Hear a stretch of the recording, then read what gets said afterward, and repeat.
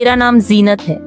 मैं 18 साल की हूँ। यह बात उन दिनों की है जब मैं स्कूल में पढ़ती थी। मेरी अम्मी शहनाज एक प्राइवेट स्कूल में इंग्लिश की टीचर है और मेरे पापा दुबई की एक कंपनी में है। वह साल 2 साल में इंडिया आया करते हैं और कई दिनों के लिए ही आते हैं। जब वे घर आते थे तब अम्मी बहुत खुश रहती थीं, लेकिन उनके जाने के बाद अम्मी बहुत उदास हो जाती थीं। हमारा घर शहर की आबादी से दूर था। हम किराए के मकान में रहते थे। यह घर पापा के दोस्त असलम अंकल का था। असलम अंकल पापा के दोस्त थे। यही वजह थी कि वह हम लोगों से किराया नहीं लिया करते थे। असलम अंकल हमारे घर अक्सर आया करते थे। उनके आने पर अम्मी बहुत खुश रहती थीं। उनके आने से अम्मी का अकेलापन दूर हो जाता था। कभी कभी हम लोग असलम अंकल के साथ बाहर उनकी कार से आउटिंग पर भी जाते थे। धीरे धीरे वह हमारे साथ बेहद घुल मिल गए थे। एक दिन मैं स्कूल से घर आई तो देखा कि मेरे पापा के दोस्त असलम अंकल आए हुए हैं। अम्मी दोपहर का खाना बना रही थी। मैंने अपना स्कूल बैग कमरे में रखा और किचन की तरफ बढ़ गई, लेकिन अंदर का नजारा देखकर मेरे पांव ठिठक गए थे। मैंने चुपके से किचन में झांक कर देखा तो देखती ही रह गई। वैसे भी मेरी अम्मी एक कॉलेज में टीचर थी। वह खुले विचारों वाली महिला थी, लेकिन मुझे फिर भी अपनी अम्मी से यह उम्मीद नहीं थी। अभी स्कूल से आकर मैंने अपना ड्रेस भी नहीं बदला था। थोड़ी देर बाद अम्मी अपने किचन से बाहर आ गई थी। उन्होंने खाना लगाया और मुझे आवाज दी। हम तीनों ने मिलकर लंच किया। फिर मैं टीवी देखने लगी। अम्मी और अंकल आराम करने लगे। फिर रात को असलम अंकल, अम्मी और मैं खाना खाकर 10 बजे सोने लगे। मुझे नींद तो आ नहीं रही थी। तकरीबन 2 घंटे ऐसे ही बीत गए। मेरी आंख हल्की सी लगने लगी थी। तकरीबन 15 मिनट बाद मेरे कानों में चूड़ियां के खनकने की आवाज सुनाई पड़ी। मेरी नींद खुल चुकी थी। मैंने धीरे से अपने कमरे की खिड़की खोली, जो कि अम्मी के कमरे की तरफ खुलती थी। मेरी अम्मी और अंकल दोनों बातें कर रहे थे। अंकल ने कहा, शहनाज, हम दोनों जो कर रहे हैं, तुम्हारे शौहर अल्ताफ मेरे बहुत अच्छे दोस्त हैं। दुबई जाने से पहले उन्होंने मुझसे कहा था कि मैं आपका और आपकी बेटी जीनत का ख्याल रखूं। असलम अंकल ने अपनी बात को जोर देते हुए अम्मी को समझाया था। अंकल भी उसके मन की बात समझ गए। एक दिन मैं जब सुबह उठी तो देखा कि असलम अंकल लेटे थे। मैंने अंकल से पूछा, अम्मी कहाँ हैं? अंकल बोले, वह तो अपने कॉलेज चली गई। मैंने कहा, ठीक है, मैं आपके लिए चाय बना दूं? अंकल ने सिगरेट सुलगाते हुए हाँ में सिर हिला दिया था। थोड़ी देर बाद मैं चाय लेकर आ गई थी। अंकल ने मुझे पास में बैठने के लिए इशारा किया। मैं वहीं उनके पास बैठ गई। कल रात को तुम सो रही थी या जाग रही थी? अंकल ने प्यार से मेरे सिर पर हाथ फेरते हुए सवाल किया। अचानक इस तरह के सवाल से मैं सकपका गई थी। अंकल को शायद ये मालूम पड़ गया था कि अम्मी और उनकी बातें सुन चुकी थी। अंकल ने कहा, देखो जीनत, मैं तुम्हारा अंकल हूँ। तुम्हारी अम्मी का ख्याल रखना मेरा फर्ज है। तुम बड़ी हो गई हो, समझदार हो, इस बात को समझ सकती हो। मैंने बिना कोई जवाब दिए अपना सिर नीचे झुका लिया था।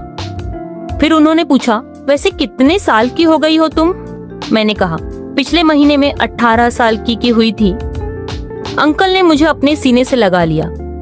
बड़ी हो गई है मेरी बच्ची, तू फिक्र मत कर, तेरे लिए मैं तेरी अम्मी से बात करता हूँ। अंकल ने मुझे अपनी ओर खींचा और अपनी गोद में झटके से खींच लिया। मैं बुरी तरह घबरा गई। मैं हल्की सी आवाज में बोली, अंकल प्लीज मुझे जाने दो। अंकल ने कहा, कुछ नहीं होगा तुझे मेरी गुड़िया रानी को।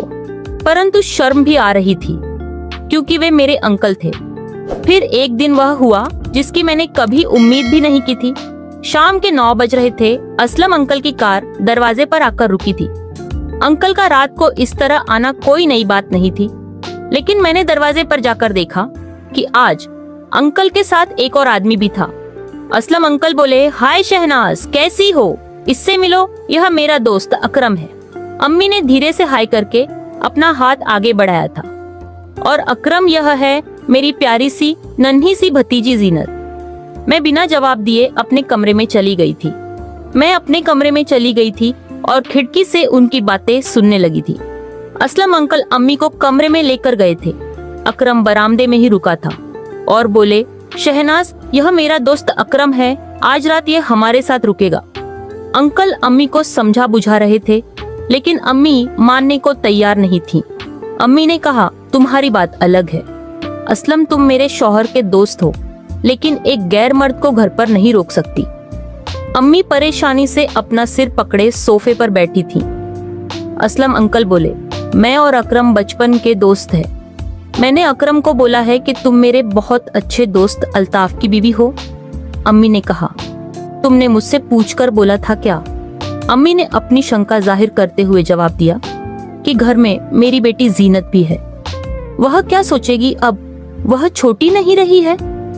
असलम अंकल ने कहा, हाँ मुझे बहुत अच्छी तरह से मालूम है कि वो बड़ी हो गई है, उसकी तुम फिक्र मत करो, मैं उसको संभाल लूंगा। फिर अम्मी धीरे धीरे राजी हो गई थी। रात को अम्मी मेरे कमरे में आई और मुझे ठीक से सुला दिया और लाइट बंद करके कमरे बंद करके चली गई। अकरम अंकल शायद शराब पी रहे थे, उसका यह रूप भी मेरे सामने आने लगा था। मुझे उनके कमरे से अब अकरम अंकल की भी आवाज सुनाई दे रही थी। मैं खिड़की से उनकी बातें सुनने की कोशिश कर रही थी। अचानक मेरा हाथ खिड़की से लगा, जिसको अम्मी ने सुन लिया। मैं जान नहीं पाई कि क्या हुआ, लेकिन अगले दिन अम्मी का व्यवहार कुछ बदला बदला सा था। मुझसे रहा नहीं गया। मैंने अम्मी से पूछा, क्या बात है अम्मी, आज बहुत उदास हो? अम्मी ने कहा, नहीं ऐसी तो कोई बात नहीं है। कुछ देर के बाद अम्मी ने मुझे अकेले में बुलाया और बोली, कल रात। इतना सुनते ही मेरे कान खड़े हो गए, मेरा चेहरा लाल हो गया।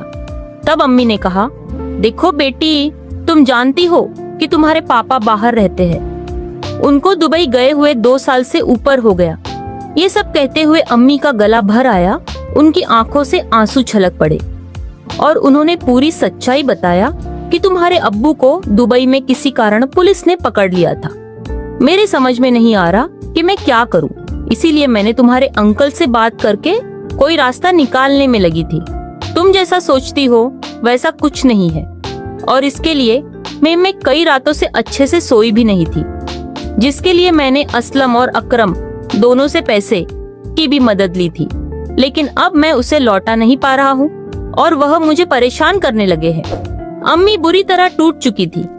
मैंने अम्मी को दिलासा दिया और कहा, मैं समझती हूँ, कोई बात नहीं है अम्मी। मेरी इस बात से उनका दिल कुछ हल्का हुआ और वो बोली, बेटी तुम नाराज नहीं हो ना मुझसे? मैंने कहा, नहीं अम्मी, इसमें नाराज होने वाली कौन सी बात है, ऐसा तो किसी के साथ हो सकता है। अम्मी के चेहरे पर कुछ मुस्कान आई। मैं उस वक्त कुछ और नहीं बोली। अब मैं अम्मी की हमराज हो ही गई थी। मैंने उनसे कहा, अम्मी मुझे समझ नहीं आ रहा कि ये सब क्या हो रहा है, लेकिन मुझे आपसे बस इतना कहना है कि मैं आपकी बेटी हूँ और आपसे बेहद प्यार करती हूँ। मुझे आपका सहारा चाहिए, आप भी खुद को अकेला मत समझो। अम्मी ने मुझे गले से लगा लिया और महसूस किया कि उनका एक मजबूत और सच्चा सहारा तो हमेशा से उनके पास था, उनकी अपनी बेटी। इस अनुभव ने उन्हें एहसास कराया कि अपने आत्मसम्मान और अपने परिवार के मान और सुरक्षा के लिए उन्हें खुद मजबूत बनना होगा।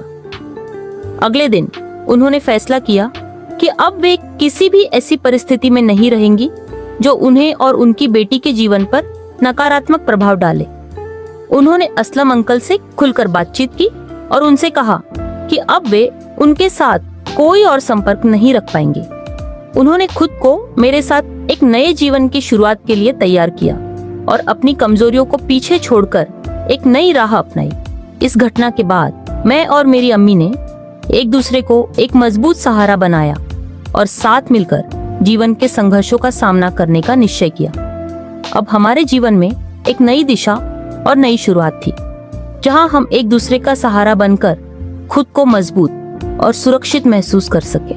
तो दोस्तों, कैसी लगी हमारी कहानी? अच्छी लगी हो तो हमारे चैनल सब्सक्राइब जरूर करें। धन्यवाद।